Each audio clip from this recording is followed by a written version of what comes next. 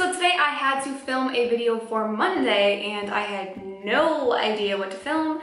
And what else do I film when I don't know what I want to film? An anti-haul. Makeup companies are constantly coming out with new products, especially recently. I feel like they're just constantly cranking out new stuff.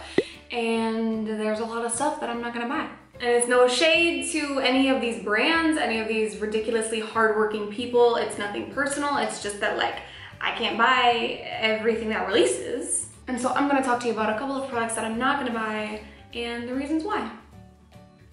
That rhymed. So first up, I'm not gonna buy the new Hourglass Vanish Stick Highlighter Sticks. They came out with the Vanish Stick Foundation and I heard so many amazing reviews of that foundation, but it's ridiculously expensive for the amount of product that you get. Typically, foundation sticks are less product. I don't know if it's because you need less product to get the same amount of coverage that a liquid would give you, but I'm not someone who uses cream highlighters often enough to make that price worth it. I've never spent like full price on a Hourglass product. I love their Veil Mineral Primer. That stuff's amazing and I probably will end up purchasing the actual full size someday, but it only really looks like the shade Gold would work for me. I just can't justify $42 for a cream highlight that I probably will never use.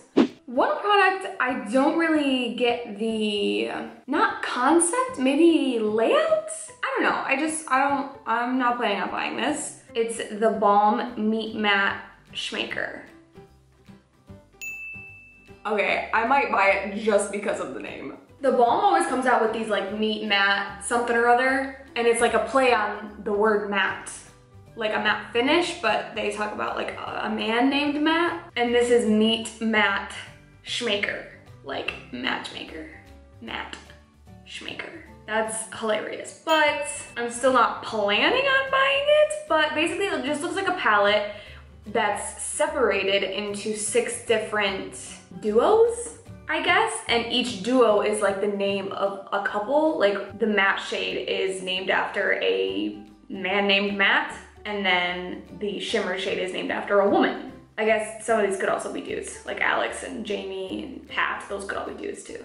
I think the concept of this palette is cool in the sense that for beginners it might be helpful knowing which mattes might pair nicely with which shimmers, but it also doesn't limit you. I've never tried anything from the Balm. I've swatched a couple of their liquid lipsticks, but that's the extent of my experience with the brand. I guess it depends on how much product you get in this palette because it is $29.50, which isn't that bad for a high-end eyeshadow palette. I don't know, there's nothing spectacular about this palette that's drawing me in, and if I'm gonna spend almost $30 on an eyeshadow palette, it just won't be this one.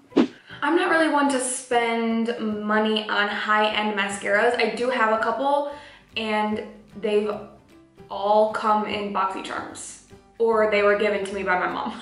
I do love the Too Faced Better Than Sex, but I can't justify spending $23 on mascara when the drugstore has such amazing mascaras. And the drugstores had amazing mascaras forever. Mascara is like that one makeup product.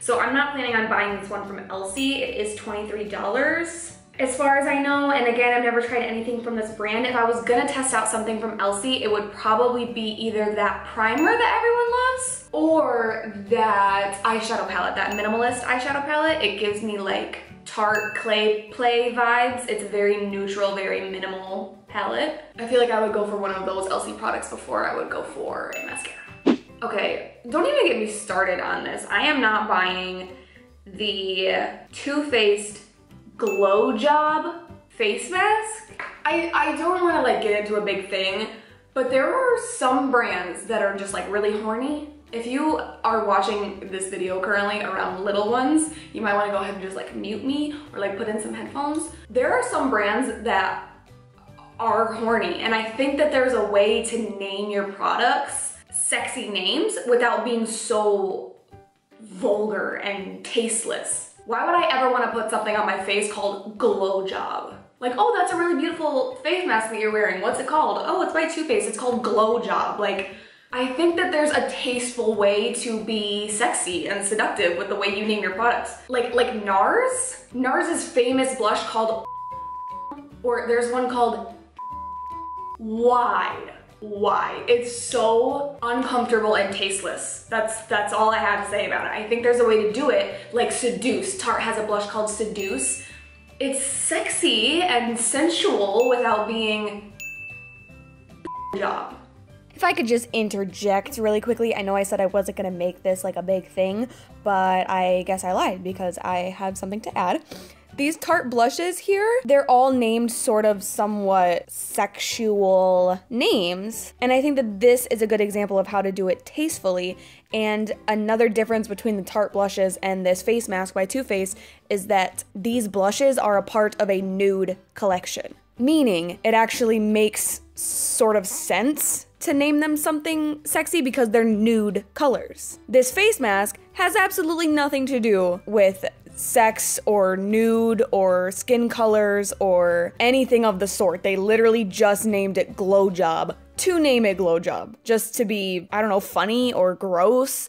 I don't know. All I'm saying is that these Tarte blushes, they did it more respectfully because I don't bleep out me saying seduce or risque or exposed. Those are great examples of how to do it tastefully, and it actually makes sense. There's actually a reason as to why you might name it something sexy. Okay, I'm done now, I promise. That's so gross. Call me a prude, call me whatever you want. I don't like it when brands are so vulgar with their naming. Ugh. Even if it wasn't called Glow Job, I wouldn't buy it anyway. I don't know how something with so much glitter in it can be good for your skin.